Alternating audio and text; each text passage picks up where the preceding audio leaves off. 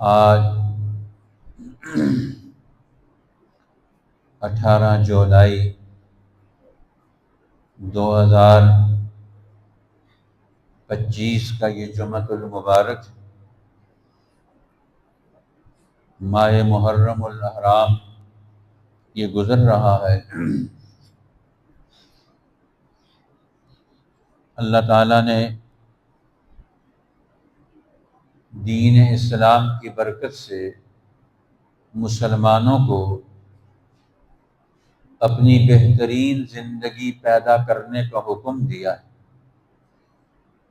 قرآن کے دنیا میں بھیجے جانے کا مقصد رسول اللہ صلی اللہ علیہ وسلم کی آمد کا مقصد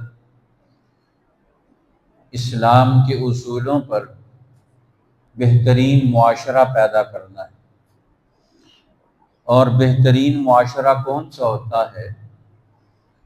جو صحیح علم پر، صحیح اخلاق پر اور ہر طبقہ زندگی کے حقوق کی ادائیگی پر اور دنیا میں امن و امان، خوشحالی اور ترقی پیدا کرنے کی ذمہ داریاں اٹھائے۔ تو نبی پاک صلی اللہ علیہ وسلم نے بہترین معاشرہ پیدا کرنے کے لیے خود اپنی ذمہ داریاں جو اللہ نے آپ کی ڈیوٹیاں لگائیں، وہ اللہ کے پیغمبر نے وہ ڈیوٹی پوری کی۔ آپ نے اپنے ذات سے لے کر اپنے گھر، اپنے خاندان اور اپنے قرب و جوار میں آنے والے، بیٹھنے والے سب لوگوں کو رہنمائی دی۔ اسی لیے نبی پاک صلی اللہ علیہ وسلم کی رہنمائی یہ عملی رہنمائی ہوتی، صرف الفاظ کی رہنمائی نہیں ہوتی، بلکہ علم کو عمل میں ڈھال کر، اسوہ اور سیرت بنا کر، زندگی کا حصہ دین کے علم کو بنا کر پھر نمونہ پیش کیا کہ یہ ہے اصل نمونہ۔ اس لیے نبی پاک صلی اللہ علیہ وسلم کے گھرانے کو قرآن حکیم نے بہترین گھرانہ قرار دیا۔ آپ کی پاک باز بیویاں وہ آپ کے اہل بیت میں شامل، آپ کی پاک باز بیٹیاں وہ آپ کے اہل بیت میں شامل ہیں۔ اسی طریقے سے ان کی نسلوں سے آنے والے لوگ وہ بھی اہل البیت میں شامل ہیں۔ قرآن حکیم نے رسول اللہ کی، آپ نے جتنی شادیاں کی، 9 شادیاں کی، اور آپ کے پاس 2 باندیاں تھیں، یا بعض روایات میں 11 شادیاں کی، تو آپ کے 11 گھر تھے۔ ہر گھر میں اللہ کے پیغمبر کی بیوی اور اس گھر کے ساتھ آنے جانے والے لوگ ہیں، یہ اہل البیت۔ تو قرآن پاک نے رسول اللہ کی بیویوں کا ذکر کرتے ہوئے فرمایا انما یرید اللہ لیذھب عنکم الرجس اہل البیت۔ اللہ چاہتا ہے کہ پیغمبر کی صحبت سے، پیغمبر پر نازل ہونے والی کتاب مقدس کی برکات اور اس کے علم و حکمت سے، پیغمبر علیہ السلام کی رہنمائی اور اسوہ اور سنت نبوی سے، اور پیغمبر کی اطاعت اور وفا شعاری سے اللہ تعالیٰ تم سے ہر قسم کی گندگی دور کر دے، نجاست دور کر دے۔ کیونکہ ظاہری نجاست وہ تو پانی سے دھوئی جاتی ہے، کپڑے گندے ہو گئے، برتن گندے ہو گئے، تو ان کو تو کس سے پاک کیا جاتا ہے؟ پانی سے پاک کیا جاتا ہے۔ اب اللہ جل شانہ نبی کی ذات کا ذکر کر کے، نبی پاک کے اوصاف کا ذکر کر کے، نبی پاک کے گھرانے اور خاندان اور بیوی بچوں کا ذکر کر کے، ان سے اللہ کہتے ہیں کہ ہم یہ چاہتے ہیں انما یرید اللہ لیذھب عنکم الرجس اہل البیت۔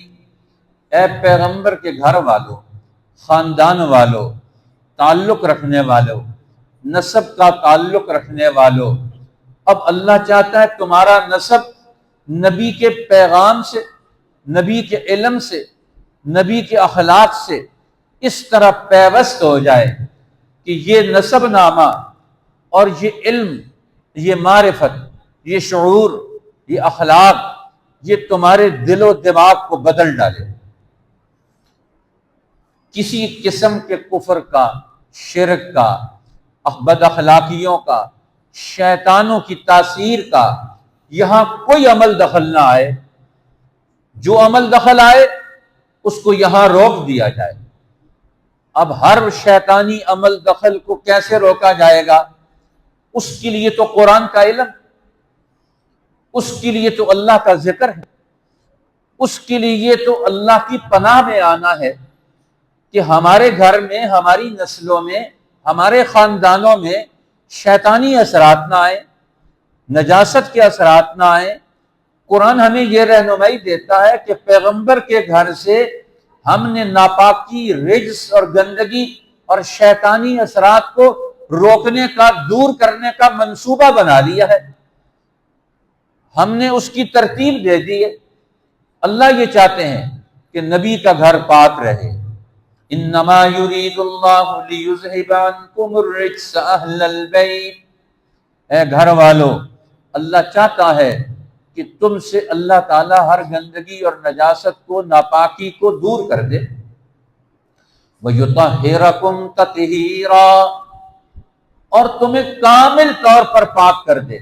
تمہارا ذہن، تمہارا دماغ، تمہارے اعمال، تمہارے افکار، تمہارے اخلاق، تمہارا چلنا پھرنا، یہ امت کے لیے اسوہ اور نمونہ بنے گا۔ ہر آدمی اپنے لیے رہنمائی لینے کے لیے آئے گا۔ ام المومنین سیدہ عائشہ صدیقہ رضی اللہ تعالی عنہا، ان کی طہارت و پاکیزگی کا ازواج مطہرات کے اندر کیا عالم ہے۔ نبی پاک صلی اللہ علیہ وسلم نے فرمایا، عائشہ کو تم پر ساری عورتوں پر جو فضیلت حاصل ہے، وہ کیا فضیلت حاصل ہے؟ فرمایا جب میں کسی اور بیوی کے ساتھ اس کے بستر میں ہوتا ہوں تو جبریل وہی لے کر میرے پاس نہیں آتے، اور جب میں سیدہ عائشہ کے بستر میں ان کے ساتھ ہوتا ہوں تو اس وقت جبرائیل امین وہی لے کر آتے۔ اب دیکھو پاکیزگی کی انتہا بھی، اس کے درجے اور مراتب بھی ہیں۔ طہارت کے اس اعلیٰ ترین مرتبے پر نبوت کے قریب ترین جو مزاج کے اعتبار سے، صفات کے اعتبار سے اور اخلاق کے اعتبار سے اور نبوت کے عشق و محبت کے اعتبار سے ہر بیوی کو اپنا درجہ حاصل، فضیلت کے اپنے اپنے معیارات، اپنا اپنا ایک درجہ ہے، مقام ہے۔ جو حضرت عائشہ رضی اللہ تعالی عنہا کو حاصل ہے وہ کسی اور کو حاصل، اور پھر ان میں سے جو حضرت خدیجہ رضی اللہ تعالی عنہا کو حاصل ہے، رسول اللہ نے فرمایا عائشہ تمہیں بھی وہ مرتبہ حاصل نہیں جو ان کو حاصل ہے، ان کی قربانیوں کی بنیاد کہ انہوں نے دین حق کے لیے، نبی پاک صلی اللہ علیہ وسلم کے لیے، آپ کے بچوں کے لیے، آپ کے گھر کی پرورش اور تربیت کے لیے، نبوت کے دور کی مشکلات میں تعاون کرنے کی بنیاد پر جو حضرت خدیجہ کا کردار ہے، مشکل ترین گھڑیوں میں رسول اللہ کے ساتھ کھڑی۔ اب وہ کسی اور کو نہیں، بعد میں آنے والے لوگ ان کے اپنے کارنامے، لیکن ان کے اپنے کارنامے ہیں۔ فرمایا اب اے گھر والو، اللہ چاہتا ہے کہ تم سے ہر رجس، ہر ناپاکی، ہر شر، ہر شیطانی اثر، ہر برائی، اس کو تم سے دور کیا جائے۔ وَيُطَهِّرَكُمْ تَطْهِيرًا، اور تمہیں نبوت کے فیض صحبت سے پاک کیا جائے، تمہیں نبوت کی تاثیرات سے پاکیزگی حاصل ہو، نبوت کی زبان سے نکلنے والے الفاظ تمہارے دل و دماغ کو پاک کر دیں، نبوت کی تاثیر سے نکلنے والی قرآن حکیم کی تعلیمات تمہارے وجود، تمہارے جسم، تمہاری زندگی کا حصہ بن جائیں، تمہارے اندر پاکیزگی، قرآن کی تعلیمات، یہ پاکیزہ تعلیمات، یہ اونچے درجے کی تعلیمات، یہ کس دل و دماغ میں منتقل ہوں گی؟ جس میں ایمان آئے گا۔ ایمان دل و دماغ کی اعلیٰ ترین پاکیزگی کا نام ہے۔ جب دل و دماغ سے ہر کفر شرک کو انسان نکال دے اپنے ارادے سے، لا الہ الا اللہ پڑھ کر، اس کا دل پاک ہو گیا، اس کا دماغ پاک ہو گیا۔ کلمہ توحید یہ انسان کے دل و دماغ کو پاک کرتا ہے۔ اب یہ اہل البیت ہیں، رسول اللہ کی بیویاں ہیں، اس لیے امام انقلاب مولانا عبید اللہ سندھی رحمۃ اللہ علیہ ان آیات کی روشنی میں سورۃ الاحزاب کی تفسیر کرتے ہوئے فرماتے ہیں کہ اللہ تعالیٰ نے نبی کے گھر کو مسلمانوں کے گھروں کے لیے معیار مقرر کیا۔ اب جو کچھ نبی کے گھر میں ہوتا ہے وہی سب کچھ مسلمان گھروں میں ہونا چاہیے۔ جو طریقہ کار نبی پاک نے اپنے گھر میں اپنی بیویوں اور اپنے اہل خانہ اور اہل البیت کے ساتھ اختیار کیا ہے وہی تمام گھر والوں کے ساتھ ہونا چاہیے۔ ہر گھر والے اپنی گھر کی بنیاد، اپنے خاندانی نظام کی بنیاد، اپنے ارتفاق دوم کی بنیاد نبی کے گھرانے سے وابستہ کر دیں۔ اپنی زندگی کے مسائل کا حل اپنے گھر کے نظام سے کیسے کیا جاتا ہے، اپنے گھر کے لوگوں کے مسائل کا حل گھر کے اندر کی زندگی سے کیسے کیا جاتا ہے، اب یہ نبی پاک صلی اللہ علیہ وسلم نے اپنے اہل بیت سے اس تعلق کی بنیاد پر گھر میں کیسے آ رہے ہیں، گھر میں کیسے جا رہے ہیں، گھر میں کیا حقوق ادا کر رہے ہیں، بچوں، بوڑھوں، جوانوں، مردوں، عورتوں کے ساتھ آپ کا کیا تعلق ہے، گھر میں رہنے والے غلام، نوکر، خادم، باندیاں، ان کے ساتھ کیا اخلاقی، کیا قوتیں اور کیا کام وہ سر انجام دیتے ہیں، اس کے لیے کیا کام کرتے ہیں۔ اب یہ طریقہ کار بتایا تو فرماتے ہیں مولانا عبید اللہ سندھی رحمۃ اللہ علیہ کہ اب مسلمان گھرانوں کے لیے نبی کا گھرانہ، اہل البیت، نبی کی بیویاں، نبی کی بیٹیاں، نبی کے نواسے، نبی کے خاندان سے تعلق رکھنے والے، ان کی زندگی قرآن کے ارد گرد گھوم رہی، رسول اللہ کے فرمان کے ارد گرد گھوم رہی ہے۔ نبی پاک صلی اللہ علیہ وسلم کی تعلیم اور نبی پاک صلی اللہ علیہ وسلم کے اخلاق اور آپ کا مشن اور آپ کا پروگرام لے کر وہ آگے بڑھ رہے ہیں۔ اب ایک طرف یہ رہنمائی ہے، انما یرید اللہ لیذھب عنکم الرجس اہل البیت ویطہرکم تطہیرا۔ اب نبی کی بیویوں، تمہاری ڈیوٹی کیا ہے گھر میں، تمہارے کام کیا ہیں؟ ایک تو حقوق ہے، جو حقوق ادا کرنے ہیں۔ اب گھر میں کھانا پکانا ہے، کپڑے دھونے ہیں، صفائی کرنی ہے، گھر کا نظام مرتب کرنا ہے، گھر میں تدبیر منزل کا پورا پروگرام، گھریلو نظام کو منظم اور مرتب کرنا، یہ ایک مستقل کام ہے۔ گھر صرف چادر چار دیواری، اس کا نام گھر رکھا جاتا ہے کہ گھر میں انسان کو سکون ملے، گھر میں انسان کو انس ملے، گھر میں انسان کو محبت ملے، گھر میں انسان کو خوبیاں ملے، گھر میں انسان کو عزت اور تکریم حاصل ہو۔ یہ گھر کا اندرونی نظام ہے۔ اب گھر صرف اینٹ پتھر کا نام نہیں ہوتا، اس لیے گھر کیسے کہتے ہیں؟ البیت۔ ہمارے ائمہ، ہمارے فقہاء، ہمارے محدثین، ہمارے قانون ساز، ہمارے اہل علم، وہ کہتے ہیں گھر نام کس کا ہے؟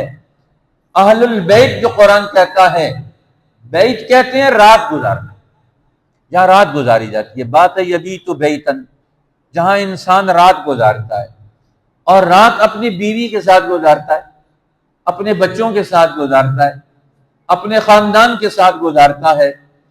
اب یہ رات وہاں گزارتا ہے، تو اب جہاں مرد اور عورت نکاح کر کے زندگی کا آغاز کرتے ہیں، قرآن کی اصطلاح میں، عربی لغت کی اصطلاح میں، احادیث کی اصطلاح میں اسے بیت کہا جاتا ہے۔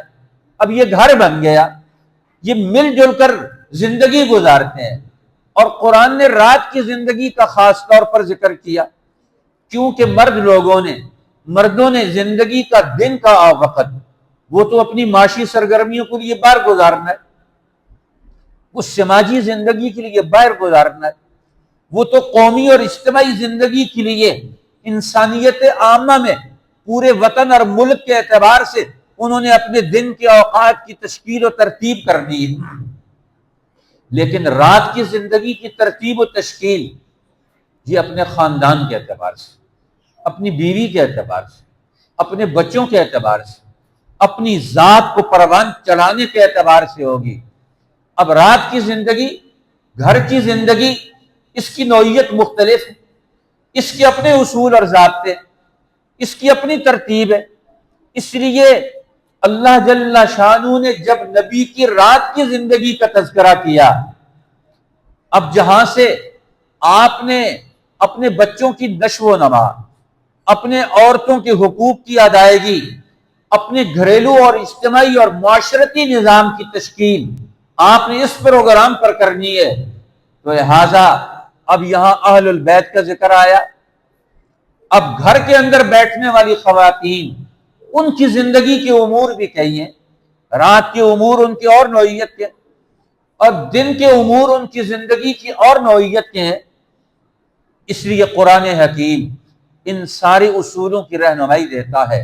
اب فرمایا میرے پیغمبر کے گھر میں بیٹھنے والی خواتین، امہات المومنین، ازواج مطہرات النبی، اب ان کی حیثیت اپنی بن گئی۔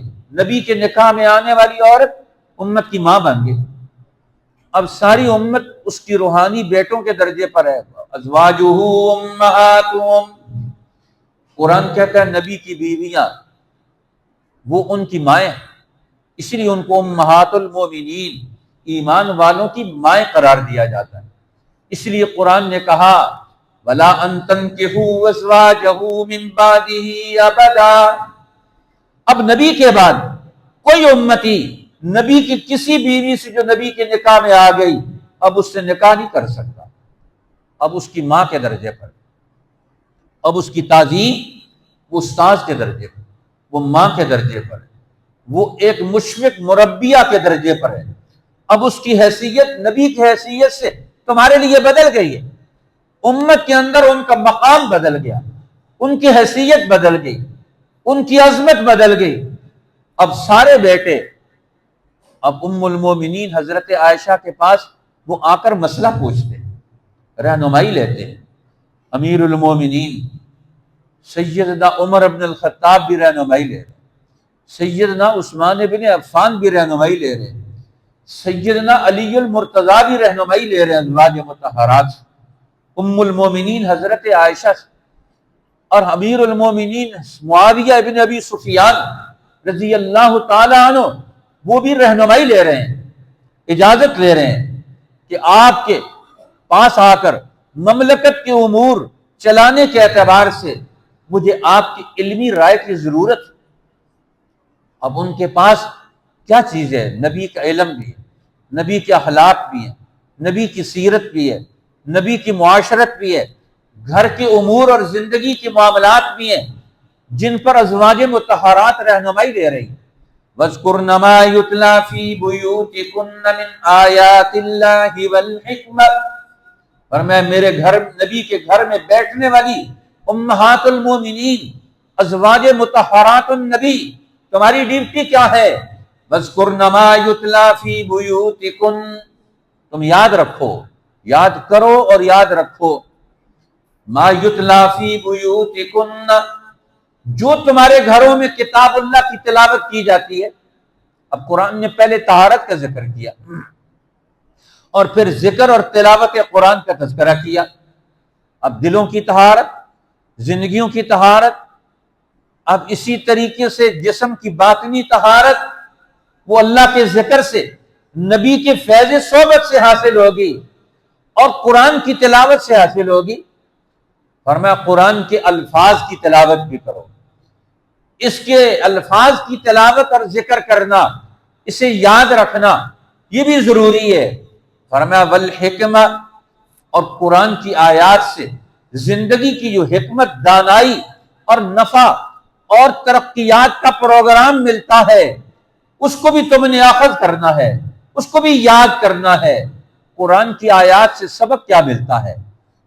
اب یہ نبی کی بیویوں نے، نبی کے بچوں نے، نبی کی بیٹیوں نے یہ اخذ کر لیا، یہ سیکھ لیا۔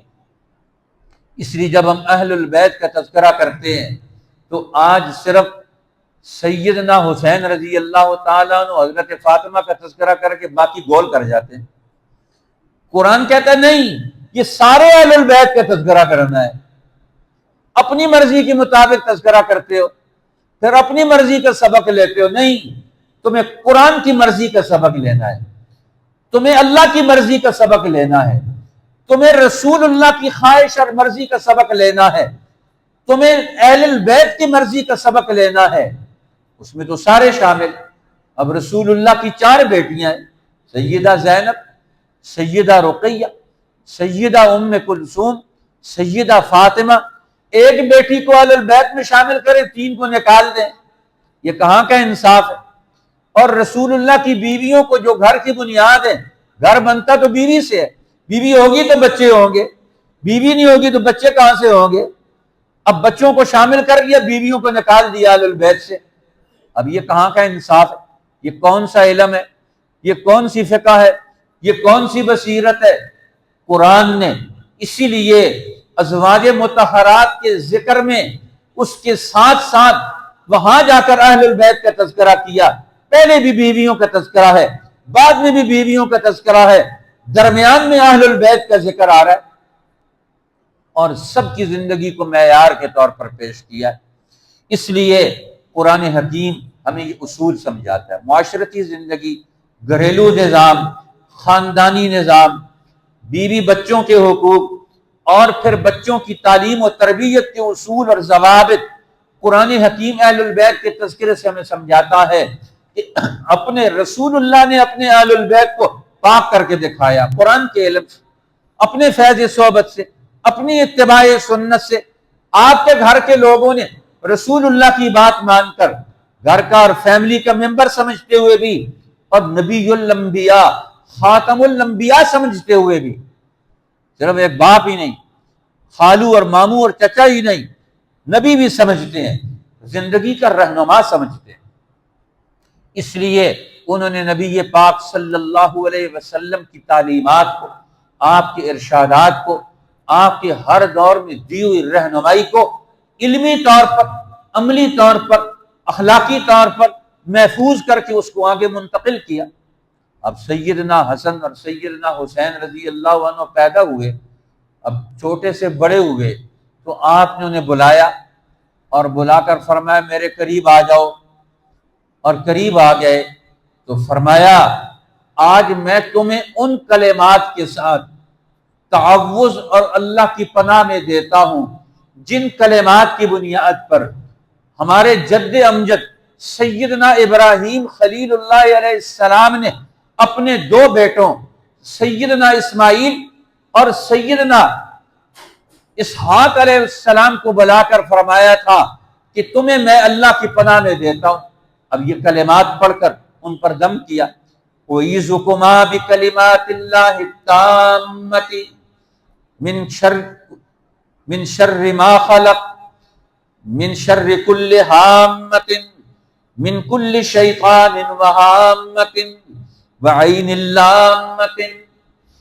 اب فرمایا میں تمہیں پناہ میں دیتا ہوں اس اللہ کی پناہ میں جس کے کلمات مکمل پوری کائناتوں پر، ساری مخلوقات پر اس کے کلمات حاوی ہیں۔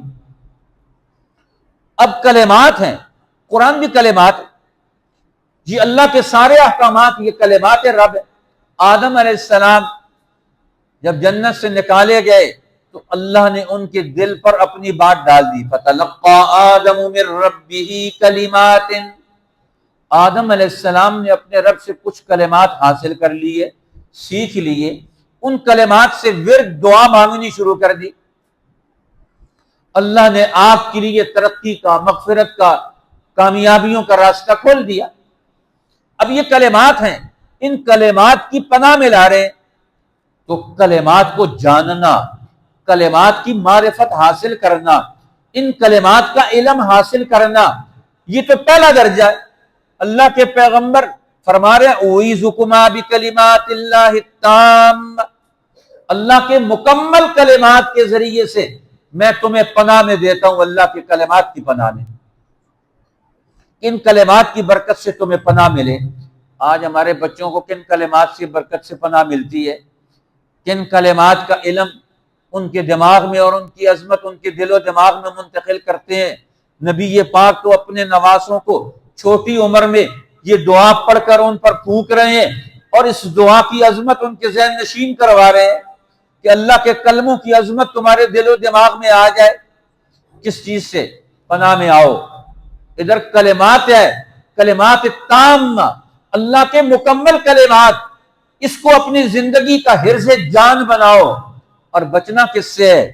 فرمایا من کل شیطان، اپنی نسلوں کو ہر شیطان سے بچاؤ۔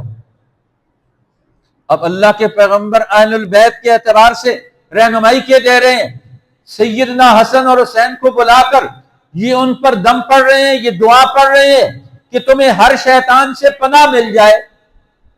اور ہمیں بھی سکھا رہے قیامت تک کی آنے والی امت کو۔ اس لیے طب نبوی میں اس کو بچوں کی تربیت اور بچوں کی صحت اور بچوں کی حفاظت کے لیے نبوت کا طریقہ کار بنا کر علماء، فقہاء اور محدثین نے پیش کیا۔ آج ہم اہل البیت کا نام لے کر اپنے گھر کو ان کے ساتھ جوڑنے کے لیے تیار نہیں، اپنے بچوں کو ان کے ساتھ تو جوڑنے کے لیے تیار نہیں، ان کے نام کے حلوے مانڈے کھانے کے لیے تیار۔ اور اہل البیت اور سیدنا حسن اور سیدنا حسین جو پیغام، پروگرام، مشن اور دین کی تعلیمات سیکھ کر، سکھا کر، امت کو بتا کر، عمل اور اخلاق کر کے وہ ہمارے سامنے پیش کر کے گیا، اس کے ساتھ جوڑنے کے لیے تیار نہیں۔ وہ تعلیم اور تربیت کا نظام اپنے گھر میں، اپنے بچوں میں پیدا کرنے کے لیے تیار ہی نہیں۔ اب وہ کہاں سے ملے گی وہ تعلیم، وہ تربیت؟ وہ نبوت کے نمائندہ لوگوں سے ملے گی۔ اب سیدنا حسن اور حسین حضور کی تربیت میں پرورش پا رہے ہیں، حضرت فاطمہ کی تربیت میں پرورش پا رہے ہیں، حضرت ابو بکر صدیق کی پرورش میں تربیت پا رہے ہیں، حضرت عمر کی پرورش میں، تربیت میں وہ آگے بڑھ رہے ہیں، حضرت عثمان کی تعلیم و تربیت اور پرورش اور نگرانی میں آگے بڑھ رہے ہیں، حضرت علی کی تعلیم و تربیت اور پرورش میں آگے بڑھ رہے ہیں، حضرت معاویہ کے ساتھ معاملات طے کر کے ان کے دور میں ان کے ساتھ معاملات طے کر کے وہ اپنی زندگی کو آگے بڑھا رہے ہیں، ان کے ساتھ وابستہ کرتے ہوئے۔ اب اتنے بڑے بڑے اہل علم کے ساتھ، اور خود بھی جلیل القدر صحابہ میں سے ہیں۔ اب فرمایا ہر شیطان سے میں تمہیں اللہ کی پناہ میں دیتا ہوں۔ اپنے بچوں کو، اپنی نسلوں کو، اپنے نوجوانوں کو آج کے دور میں شیطان کے اثر سے بچانا یہ آج کے لوگوں کی ذمہ داری ہے۔ حضور فرما رہے جس طرح ابراہیم علیہ السلام نے اپنی نسلوں کو ان کلمات کے ذریعے سے اللہ کے ساتھ جوڑ دیا، شیطانوں سے کاٹ دیا، میں بھی اپنی نسلوں کو انہی کلمات کے ذریعے سے اللہ کے ساتھ جوڑتا ہوں، اللہ کے کلمات تامات کے ساتھ، اور ہر شیطان سے تمہیں بچانا چاہتا ہوں۔ اور آج کے مسلمان اپنی نسلوں کو ان کلمات تامہ سے جوڑنے کے لیے تیار ہی نہ ہو، خود بھی ان کو کلمات تامات یاد ہی نہ ہو، قرآن کی بنیادی تعلیمات کا علم ہی نہ ہو، رسول اللہ کی بنیادی تعلیمات کا علم نہ ہو، اور پھر ہر دور کے شیطان نے ہماری نسلوں کو کیسے کنٹرول کیا ہوا ہے، ان کا کنٹرول اپنی نسلوں سے توڑنے کے لیے آج ہماری رائے نہ ہو۔ آج پوری امت مسلمہ شیطان کے کنٹرول میں ہے۔ آج ہماری ساری نسلیں، ہمارے تعلیمی نظام، ہمارے اشاعتی اور میڈیا کے ذریعے سے آج شیطانوں کے کنٹرول میں۔ ہمارا بچہ ہماری بات کم سنتا ہے، آج کے دور میں شیطانوں کی بات اس کے دل و دماغ تک زیادہ پہنچتی ہے۔ آج ہم اپنی نسلوں کو کیسے کنٹرول کریں گے؟ اہل البیت کا نام لے کر آج ہم آج اپنی نسلوں کی تعلیم و تربیت اہل البیت کے اسلوب اور اصول پر کیسے کریں گے؟ ان کو کیسے شیطانوں سے بچائیں گے؟ یہ ایک ضروری چیز ہے کہ ہم آج اس میں اپنی ذمہ داری کا احساس کریں۔ محرم الحرام میں ساری مجلسیں گرم کر کے فارغ ہو جاتے ہیں، نسلیں شیطانوں کے سپرد کر کے چلے جاتے ہیں۔ رسول اللہ فرماتے میں نے اپنے اہل البیت کو شیطان کے سپرد نہیں کیا، تم اپنے اہل البیت کو شیطان کے سپرد کیوں کرتے ہو؟ آج ہماری عورتیں سارا دن بیٹھ کر ٹی وی دیکھتی ہیں، اور ہمارے بچے سارا دن صبح سے شام تک 24 گھنٹوں میں سے وہ 20-22 گھنٹے وہ میڈیا میں مصروف رہتے ہیں۔ اب وہ اس سے کیا چیز اخذ کرتے ہیں، کیا اثرات لیتے ہیں؟ رسول اللہ تو یہ دعا سکھا رہے ہیں حضرت حسن کو اور حسین کو، من کل شیطان، وہامۃ، ہر برا ارادہ کرنے والا، وعین اللامۃ، ہماری نسلوں پر ہر وہ ملامت کرنے والی آنکھ جو ان کو عیب کی طرف لے کر جائے، ملامت کی طرف لے کر جائے، برے اعمال کی طرف لے کر جائے، ان کے اوپر بری نگاہ ڈالے، ان کو برا استعمال کرنے کا منصوبہ بنائے۔ ہر حسد اور کینے سے، ہر نفرت اور ہر برائی سے ہم نے اپنی نسل کو بچانا ہے۔ اللہ کے پیغمبر اپنے نواسوں کو یہ دم کر کے امت کے لیے اسلوب چھوڑ کر گئے، جس کو ہمارے محدثین اور فقہا فرماتے ہیں یہ ایک لازمی اور ضروری چیز ہے کہ ہم اپنی نسلوں سے بچائیں۔ پہلے درجے میں، ایمانی درجے میں، اللہ کے ذکر کی برکت۔ یہ کلمات کیا ہے؟ اللہ کا ذکر۔ یہ کلمات کیا ہے؟ نبوت کی زبان کی ترجمانی۔ یہ کلمات کیا ہے؟ یہ ایمان کی ترجمانی ہے کہ ہمارے دل میں اللہ کی عظمت ہے، تمہارے دل میں بھی اللہ کی عظمت آئے کہ ہمارا بچاؤ اللہ کے ساتھ ہے، ہمارا بچاؤ اللہ کے کلمات کے ساتھ ہے۔ تو اس کے ذریعے سے اللہ کی عظمت منتقل کر رہے ہیں، اللہ کی توحید کے ساتھ جوڑ رہے ہیں، ان کو مخلص بنا رہے ہیں، ان کو ہر کفر سے، ہر شرک سے، ہر غیر اللہ سے بچنے کی تلقین کر رہے ہیں۔ اب یہ دعا عبادت، اور عبادت کے ذریعے سے انسان اللہ کا بندہ بنتا ہے، غیر اللہ کی بندگی سے نکلتا ہے۔ اس لیے فرمایا کہ اب اس حدیث سے والدین کے لیے اپنی اولاد کو دعا دینا یہ ثابت ہوا۔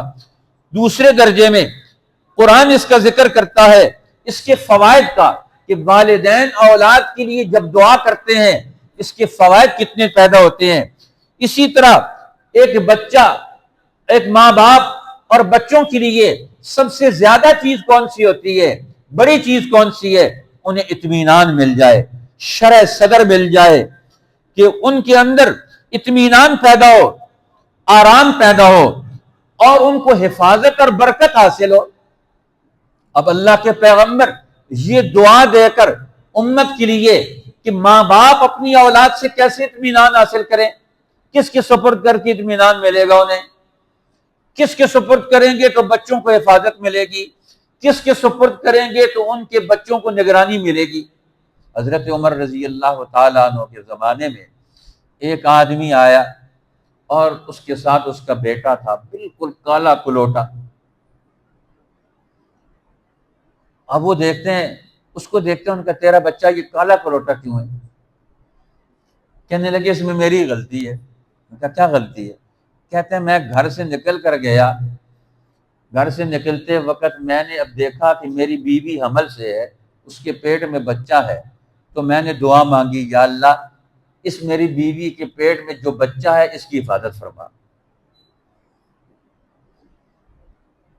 کہنے لگے میں نے بیوی کے لیے دعا مانگی نہیں، بچے کے لیے دعا مانگی۔ اب آرام، اطمینان اور خیر و برکت اور حفاظت کیسے حاصل ہو؟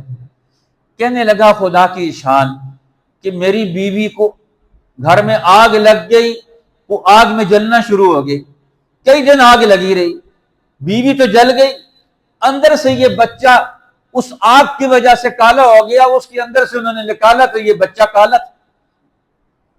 اب اس کا سیاہ رنگ اس آگ کے جھلساؤ کی وجہ سے ہے۔ فرمایا اللہ کے بندے، تو نے چھوٹی سی اور محدود سی دعا مانگی کہ اللہ جو میری بیوی کے پیٹ میں بچہ ہے تو اس کی حفاظت فرما۔ میں کہا جا رہا ہوں، تو اللہ نے اس کی حفاظت تو فرما لی۔ فرمایا تو اپنی بیوی کے لیے بھی دعا مانگتا، اپنے گھر کے لیے بھی دعا مانگتا، تیرا گھر بھی بچ جاتا، تیری بیوی بھی بچ جاتی۔ اس لیے والدین کو حکم ہے جب دعا مانگو تو کیسی دعا مانگو۔